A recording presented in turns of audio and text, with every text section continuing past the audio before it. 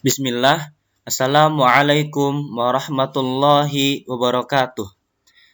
Perkenalkan, saya dengan Alfian Syah Saputra dari kelas reguler A semester 2, Prodi Pendidikan Agama Islam, Fakultas Agama Islam.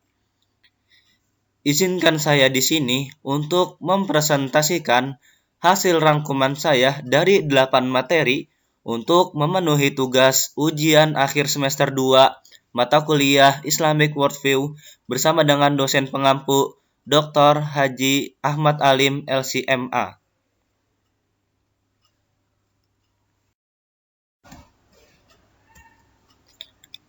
Pembahasan materi. Yang pertama, integrasi ilmu dan adab. Yang kedua, jiwa dan potensinya.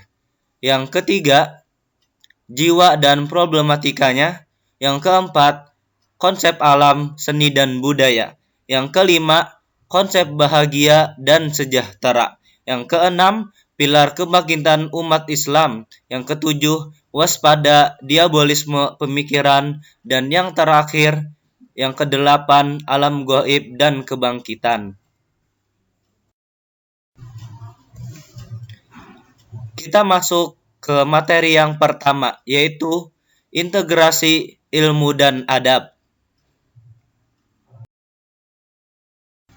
Ilmu dan adab di dalam pendidikan agama Islam harus terpadu antara keduanya. Tidak boleh dipisahkan antara ilmu dan adab. Ilmu harus menyatu dengan adab. Tidak boleh berdiri hanya pada salah satunya.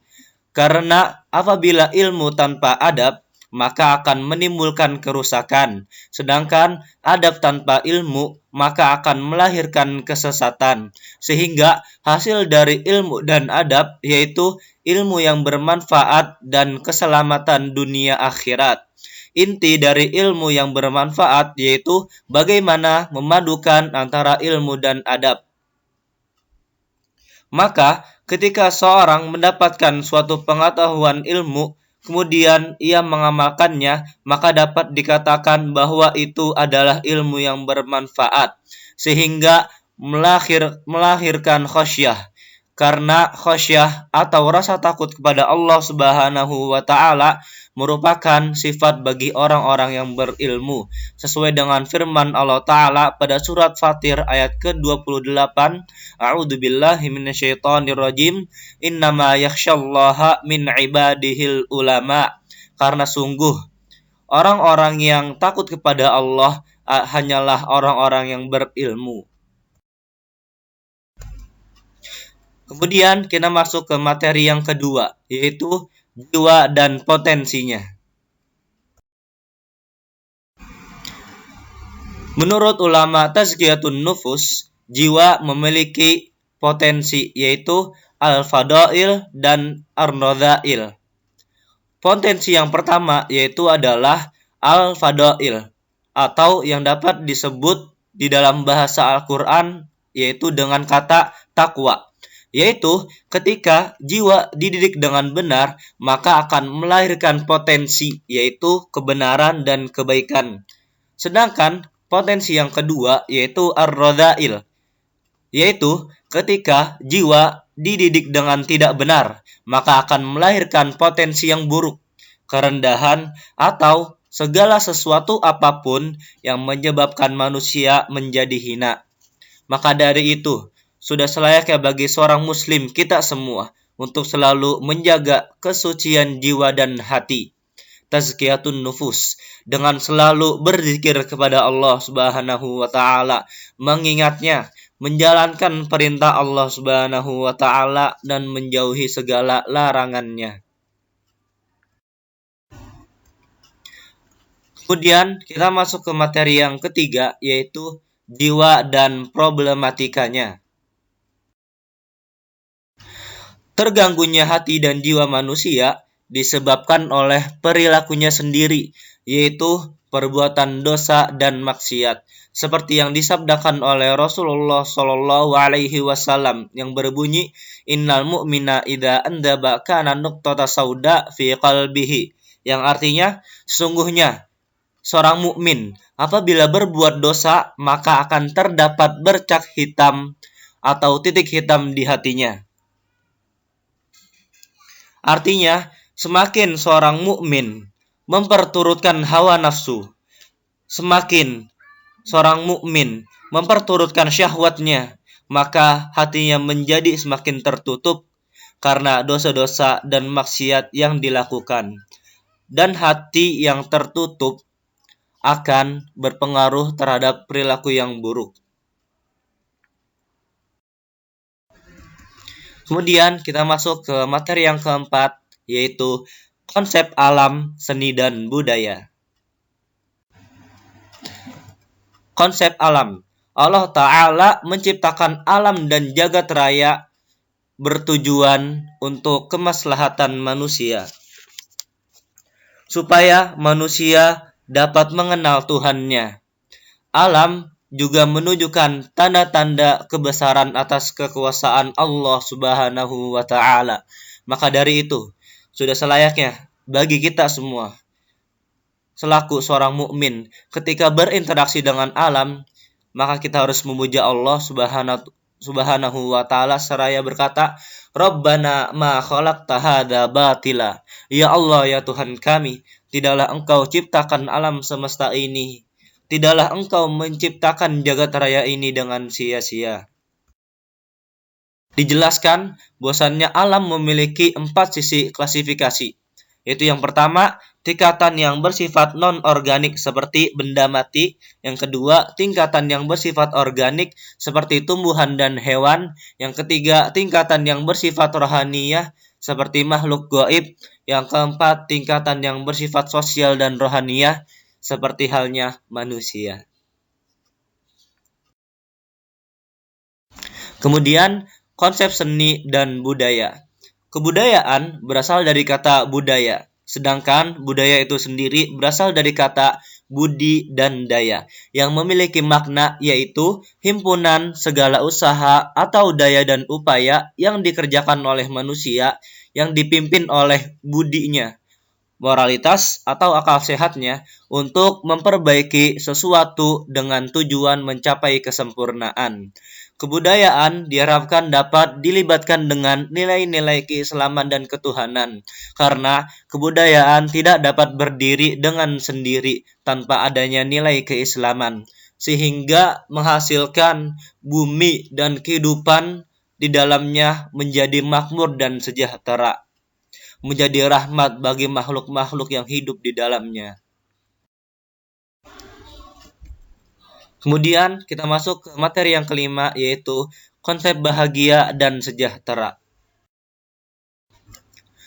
Rasulullah Shallallahu Alaihi Wasallam bersabda, awal kebaikan umat ini terdapat pada keyakinan dan zuhud, dan awal kerusakan umat ini terdapat pada kekikiran dan angan-angan yang kosong. Keyakinan dan zuhud merupakan kunci yang akan menjadikan umat ini dimenangkan oleh Allah Ta'ala dalam segala aspek kehidupan. Maka perlu kita ketahui, apa itu zuhud?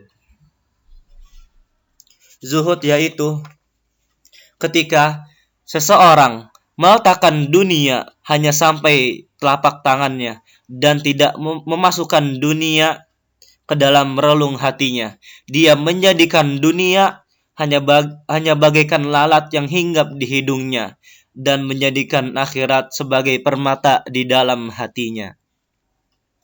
Sehingga kebahagiaan dan kesejahteraan yang akan diperoleh di dunia dan akhirat.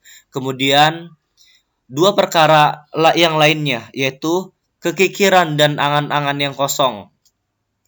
Kekikiran yang disebabkan oleh kecintaan terhadap dunia yang berlebihan, yaitu ketika seseorang memasukkan dunia ke dalam hatinya. Kemudian angan-angan yang kosong yang membuat manusia menjadi lalai dari kehidupannya, sehingga membuat kerusakan bagi agama dan akhiratnya.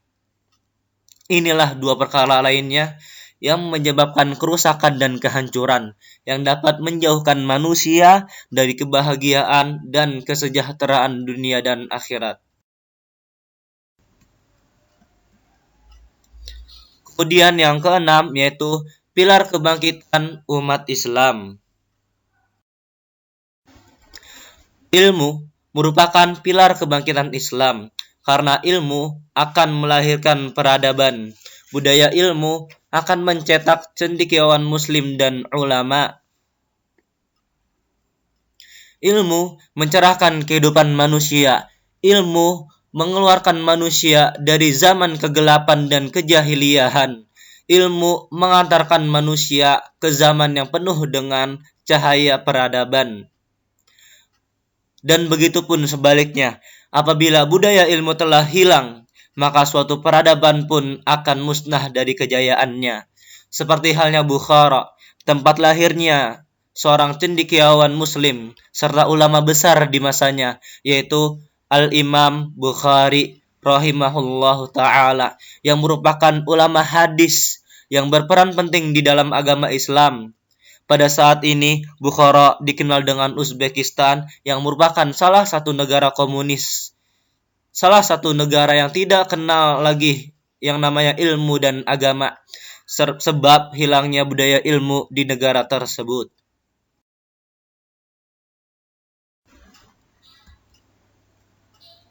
Kemudian, materi yang ketujuh yaitu waspada diabolisme.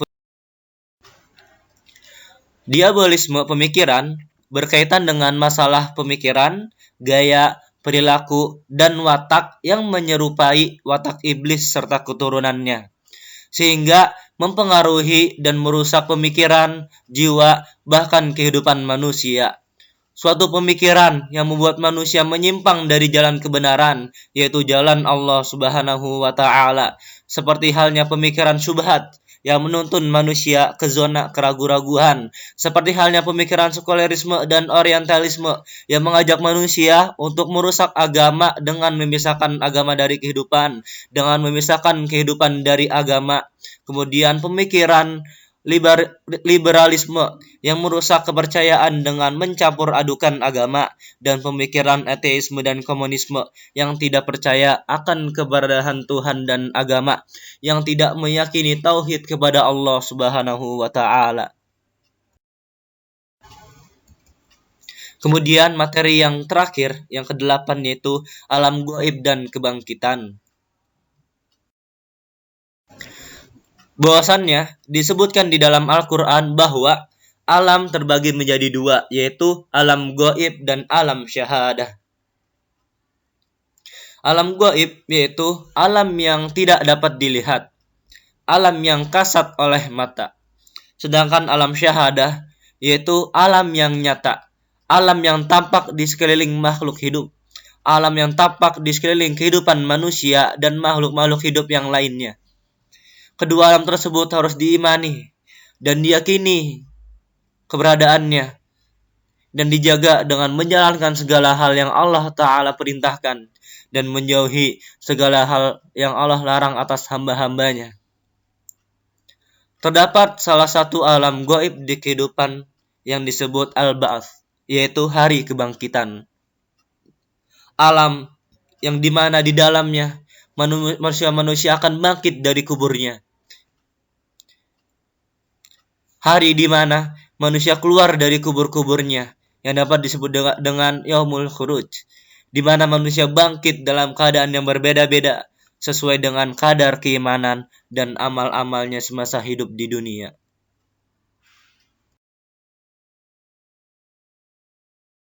Alhamdulillah, sudah selesai sampai sini presentasi yang saya dapat sampaikan. Kurang dan lebihnya saya mohon maaf sebesar-besarnya. Dan saya juga berterima kasih sebanyak-banyaknya. Alhamdulillahirabbil alamin. Wassalamualaikum warahmatullahi wabarakatuh.